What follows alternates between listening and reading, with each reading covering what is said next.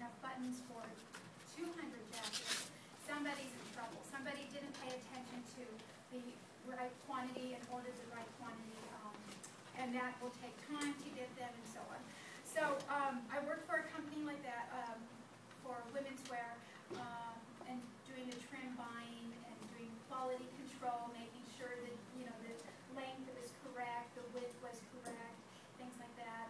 Then I worked with a designer with doing like fit modeling. So like the fit model would come in and she would say, the sleeves are too short. We need to, we should make them a little bit longer or so, or it's too tight. Maybe the armhole needs to be dropped down a little bit. So I would be there maybe taking notes and then giving that information to the pattern maker. So I continue to work at jobs like that. And each job I made more and more money because I had more experience, right? But then I decided to go back to school because I wanted to, I felt I was an artist and I wanted to learn more about painting and sculpturing and things like that. So I went to, I transferred my credits from LA Trade Tech to Cal State LA. Went to Cal State LA for another couple of years, and I was just taking classes to get my art degree. And I wasn't really thinking about getting a bachelor's degree. I just wanted more art classes. So it was fun and everything, but I also took, my science and everything like that. Graduated. Now I had, many years of experience working in the industry and years and a degree, a 4-year degree, which was very unusual at that time for someone working in the apparel industry. So worked in the industry some more with different companies, again with production, so making sure, for making all of your clothing that you have, all your blouses that you have on now, I was responsible for all the labels, the sewing contractor, the fabrics for every single piece of item you have, which can be, I don't know, maybe 100,000 pieces or so. So I had to make sure everything was running correctly.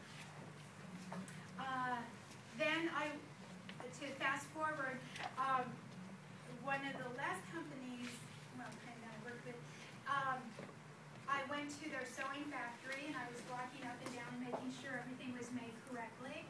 And one of the ladies, she stops me and she says, "Miss," in her broken English, she wasn't Hispanic, but broken English, she said, "Miss, can you tell your boss to pay us more?"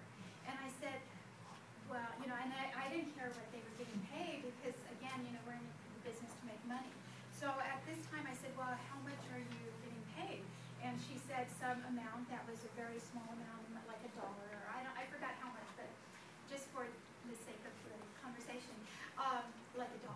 And I said, well, how many dresses do you make a day? And she said, I don't know, something really, 20 dresses, 10 dresses, something like that. So I'm like, how can I be working in this industry where people are not being treated fairly? And I went home and I started crying, told my boyfriend, I can't believe I'm doing this to people and I love this industry, but yet my eyes suddenly opened. I decided to quit that job and I wanted to go back to school, so I did. And I went to Cal Poly Pomona for my MBA, my Master's of Business Administration, because I wanted to do research on this industry. What is going on in this industry? Why are people being treated unfairly? What can we do? Where are the other Latinas like me in management? I was in management. Why aren't we making more money? Why do they keep, having these little comments, that aren't really nice? So I decided to go back to school and take a step back, from the industry. I no longer was in the industry. I wanted to take a step back and look like an outsider in. What's going on? So I did some research, interviewed companies, what type of management skills are they looking for today, and what type of management skills are they going to look for 10 years from now. Did that and so on.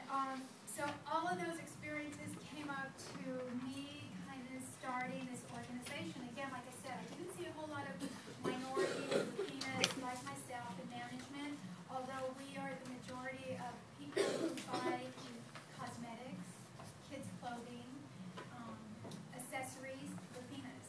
But yet, I don't know, are there any Latina? There are Latina designers and owners of companies, but not a whole lot. So I just feel we need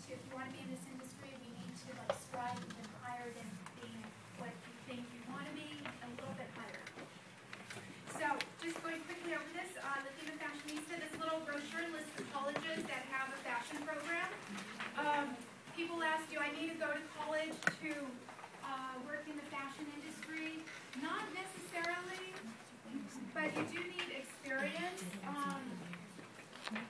You'll be lucky if you don't go to one of the schools, you know, because if you were going to work for my company and I would say, oh, you know, fill out a cost sheet, for example, and you don't know what a cost sheet is, then it's like, well, I don't have time to teach you what it is and how to do it.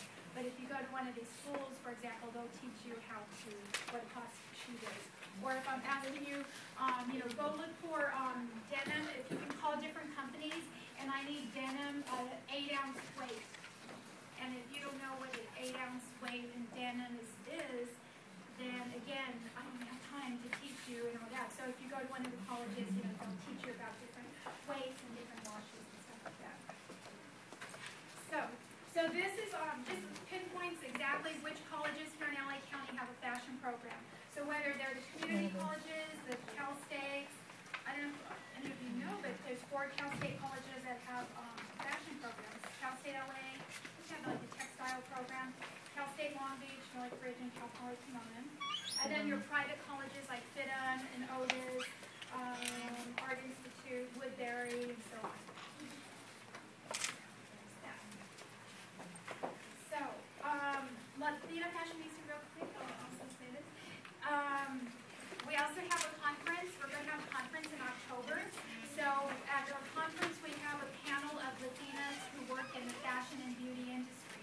So they will also talk about their successes, their challenges, and what they do and how they got there. Not everyone, the speakers, not everyone went to a school to become a fashion designer. One of them was studying law, one was a fashion writer, matter of fact.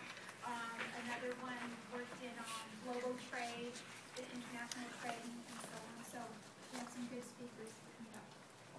Okay, so now let's dive into the industry, what it's all about.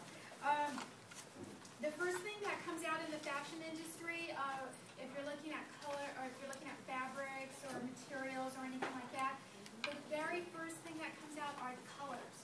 So this is very old, but the colors come out. So right now, what are we, 2011? They're doing colors already for 2013. And who is they, right? How do they know what colors we're going to be wearing, right? Well, there's different companies throughout the world that have their color forecasters. So just like they forecast the weather, they are forecasting the colors. How do they do that? They have people from all over the world who are taking a look at what we are wearing, what's going on outside in the world, whether it's the environment, the economy, what type of museums, what are they covering? There might be exhibits about graffiti, like right now at MoCA, Museum of Contemporary Art. Recycling, anything like that, plastics, you know, anything like that. So these different people who are from all over the world, for example, if you were all color forecasters, we would all get together, say, in May 1st, and everyone's from a different part of the world, and we talk about, well, what's going on in China, what's going on in India, what's going on in France, what's going on in Australia, and we might see a common theme. United States, you know, we're worried about radiation, we're worried about the water, our land. Well, if we're worried about the water in India, and you're worried about the water in Iceland, and we're worried about the water in the United States, is there enough for everybody? That's kind of a common thing. So water might be a common thing. Well, what color is water? Blue. But what other colors? Green, turquoise, white, low gray, turquoise, exactly. Brown, maybe, yeah. So that's how you kind of get together and talk about forecasting colors. So maybe waters, the blues.